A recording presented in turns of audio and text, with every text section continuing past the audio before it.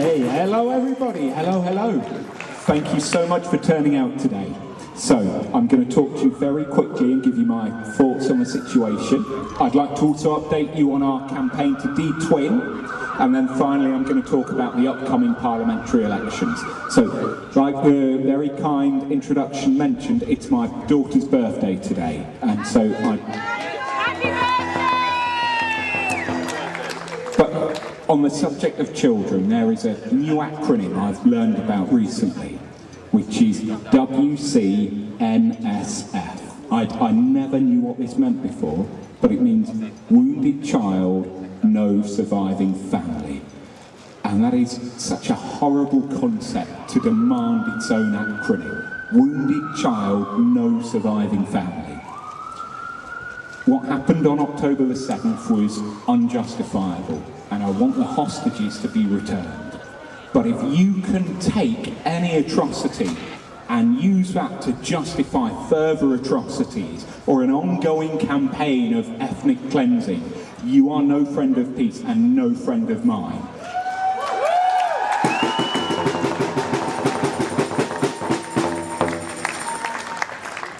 I've spent 8 years now working for the NHS. I worked for South West Ambulance Service during the height of pandemic in urgent care. I was our hub manager at St Leonard's Hospital, and there were times when I felt utterly overwhelmed by the challenge in terms of the patients we had who'd been triaged and the demand.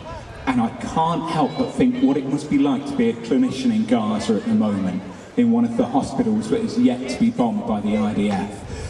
And I just imagine, even if I was in that situation, if I was mentally strong enough to maybe shut out all of the despair and all of the hunger, the starvation going on outside the hospital, if I could shut out for my shift, my worries about my own family, my children and my parents, if I could do all of that and just get my head down and focus on my work.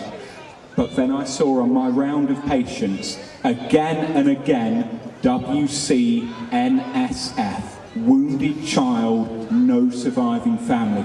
It would break me. I cannot believe there are people right now labouring under such conditions in Gaza.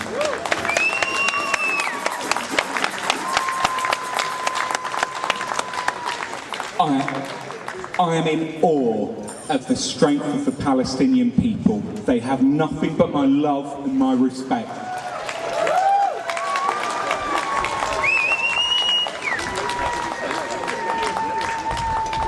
If there is any way I can show my solidarity with them or leverage my power as an elected councillor at the moment, I will do so.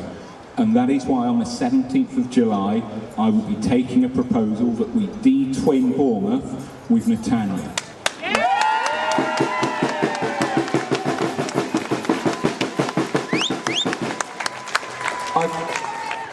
I've no problem with the people of Netanya.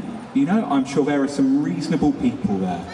But I cannot stand in my conscience for our town to be twinned with anywhere that is involved in an ongoing campaign of ethnic cleansing, that is a nation state run on a system of apartheid. I cannot conscience that.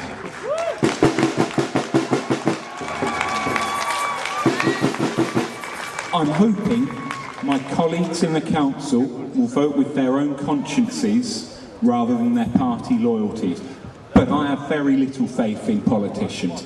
I would urge you, when you go home today, go online, go to They Work For You or wherever, find who they are, contact them, email them, let them know you will not stop thinking about Gaza, you will not stop talking about Gaza, that we are watching, we have seen what has happened in Rafah, and we can see what the future holds if we do not stand up and say no. Before that happens, that's on the 17th of July, on the 4th of July we've got our general election, and thank God it's long overdue.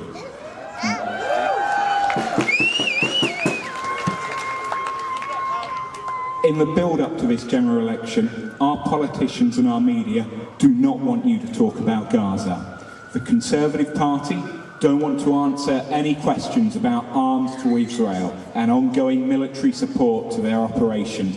And that's fine by Labour. They don't want to ask those questions either. What they want to do is tell you the same thing you will hear again and again and again in the next few weeks, and it's something I'm sick of hearing already. It's that only Labour can beat the Tories, that you have a binary choice between politicians who support the daily war crimes we see, or politicians who support the daily war crimes we see but pretend to be a bit sad about it. Now, that is no real choice. Now, I'm sick of that message. I heard that message every single day last year, right up until the very day my wife and myself were elected successfully in Moordown, beating the Tories, beating Labour, beating the Lib Dems, beating anybody else, beating Reform. All it takes is it's so simple. We put through barely any materials in a lot of the seats we want. We tripled our seats here in Bournemouth. We have 3 times as many Green councillors now as we did a couple of years ago. We've tripled our seats. We will win elections. All we did was put through a couple of leaflets, and as soon as people realise they can vote for something that isn't this corrupt political system, we win. We win again and again and again and again.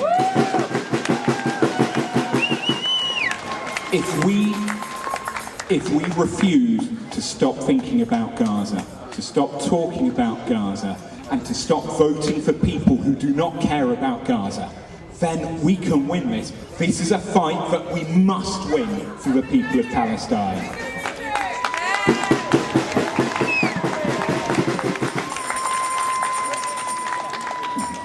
There are many more eloquent speakers who are going to come on after me, but I would urge you, do not let our political class forget that we are watching, that we have seen what they have done, and we will not forgive the inaction.